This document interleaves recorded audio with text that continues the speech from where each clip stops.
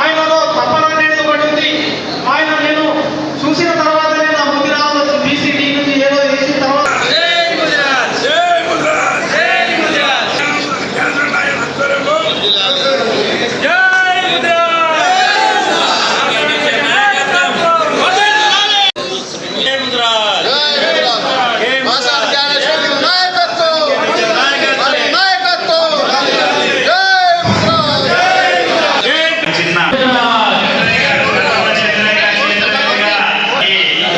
ఒక చాలానే నేర్చుకోమని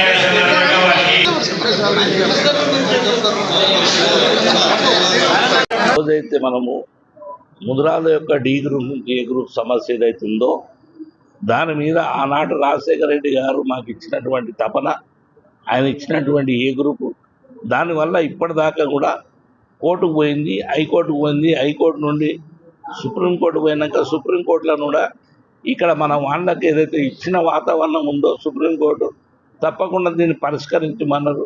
ముద్రాలు ఇచ్చిన దాన్ని సెటిసైడ్ చేసుకుంటూ వ్యవహారం చేసి కనుక మంచి కార్యక్రమం తీసుకున్నాం, దాన్ని ఇంప్లిమెంట్ చేయమని అన్ని విధాల మళ్ళొకసారి కాంగ్రెస్ ప్రభుత్వాన్ని కోరడం జరుగుతుంది. ఎందుకంటే ఎవరికో ఇది నష్టం జరిగే విధం కాదు, ఏ కులానికి కూడా నష్టం జరగదు. ముద్రాలకు ఏదైతే కోరికలు ఉన్నాయో, ఏదైతే ఏ గ్రూప్ సమస్య ఉందో దాంట్లో ఉన్నటువంటి సాధక బాధకాలు అన్నిటి కూడా దానికి కావాల్సినటువంటి రాయితీలు అన్నీ కూడా ముద్రాలకు చెందుతున్నాయి. ఒకటంటే మరి స్టూడెంట్స్కి వాళ్ళ స్కాలర్షిప్స్ కానీ వాళ్ళ ఎంప్లాయ్మెంట్ కానీ దీనివల్లనే మాకు అడ్డంగా వస్తుంది. మిగతా విషయాలు అప్పటి నుంచి ఇప్పటిదాకా ఒకటే. ఏ రోజైతే మనం ముద్రాల యొక్క డి గ్రూప్ నుంచి ఏ గ్రూప్ సమస్య ఏదైతే ఉందో దాని మీద ఆనాడు రాజశేఖర రెడ్డి గారు మాకు ఇచ్చినటువంటి తపన, ఆయన ఇచ్చినటువంటి ఏ గ్రూప్, దానివల్ల ఇప్పటిదాకా కూడా కోర్టుకు పోయింది, హైకోర్టుకు పోయింది, హైకోర్టు నుండి సుప్రీంకోర్టు పోయినాక సుప్రీంకోర్టులో కూడా ఇక్కడ మన వాళ్ళకి ఏదైతే ఇచ్చిన వాతావరణం ఉందో సుప్రీంకోర్టు తప్పకుండా దీన్ని పరిష్కరించమన్నారు. ముద్రాలు ఇచ్చిన దాన్ని సెటిసైడ్ చేసుకుంటూ వ్యవహారం చేసి కనుక మంచి కార్యక్రమం తీసుకుని దాన్ని ఇంప్లిమెంట్ చేయమని అన్ని విధాల మళ్ళొకసారి కాంగ్రెస్ ప్రభుత్వాన్ని కోరడం జరుగుతుంది. ఎందుకంటే ఎవరికో ఇది నష్టం జరిగే విధం కాదు, ఏ కులానికి కూడా నష్టం జరగదు.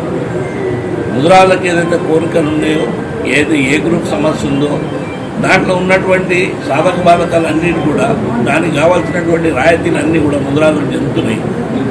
ఒకటంటే మరి స్టూడెంట్స్కి వాళ్ళ స్కాలర్షిప్స్ కానీ వాళ్ళ ఎంప్లాయ్మెంట్ కానీ దీనివల్లనే మాకు అడ్డంగా వస్తుంది, మిగతా విషయాలు కాదు.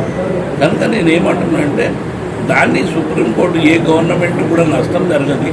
సుప్రీంకోర్టు ఏదైతే ఆర్డర్స్ ఇచ్చిందో దాన్ని ఇంప్లిమెంట్ చేయమని చెప్తున్నాం, వేరే ఉద్దేశం లేదు. దాని గురించి మళ్ళొక్కసారి మెమరాండం రూపంగా అన్ని జిల్లా కలెక్టర్స్కి ఇచ్చింది చాలా వరకు. ఎందుకంటే సడన్గా వచ్చిన నిర్ణయం ఇమ్మీడియట్ చేయాలన్న ఉద్దేశంతో మళ్ళీ ఈ యొక్క కార్యక్రమం చేసింది. ఆయన చెప్పిన దాంట్లో ఒక జిల్లాకు మండపంలో కొద్దిగా ఇన్ఫర్మేషన్ లేట్గా పోయింది, కానీ వాళ్ళు వచ్చి మాట్లాడి వాళ్ళకి అన్ని తెలుసు. ఎందుకంటే ఇక్కడ వచ్చిన వాళ్ళు అందరూ కూడా కులం చాలా చక్కగా వాళ్ళ రిప్రజెంటేషన్ ఉన్నాయి, వాళ్ళ పోరాటాలు ఉన్నాయి. అందరూ కూడా ఫిషర్మెన్తో సంబంధం ఉన్నటువంటి వ్యక్తులే ఇక్కడ.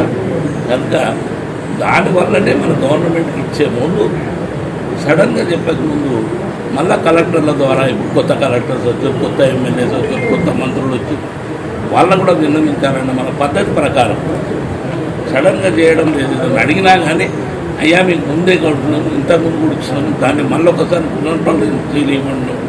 సుప్రీంకోర్టు వచ్చిన ఆర్డర్ను ఇంప్లిమెంట్ చేయమన్నాం. గతంలో 8.5 సంవత్సరాలు ఇవ్వలేదు.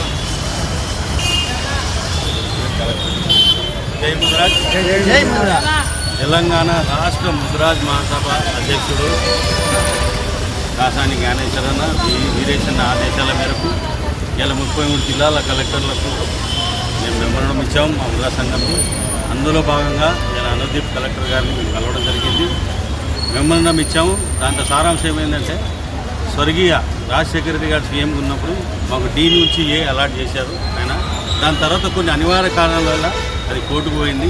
ఇవాళ అది సుప్రీంకోర్టులో పెండింగ్ ఉంది.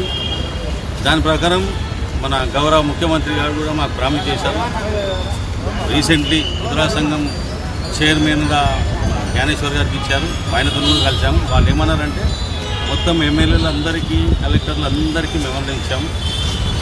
ఆ మెమోరండం చూసిన తర్వాత గౌరవ ముఖ్యమంత్రి రేవంత్ రెడ్డి గారు అన్నగారు అది బీసీ కమిషన్కు ఫార్వర్డ్ చేసి ఆ నుంచి రిపోర్ట్ సుప్రీంకోర్టు పంపిస్తే మా ముదిరాజ్ బిడ్డలు చాలా పేదస్తులు, వాళ్ళకి చదువు రిజర్వేషన్ చాలా తక్కువ ఉంది, చాలా బాధపడుతుంది. కాబట్టి అది ఇస్తే బీసీలో ఎక్కువ పబ్లిక్ ఉన్న మేము ఆయనకు ఎప్పటికీ రుణపడి ఉంటాము.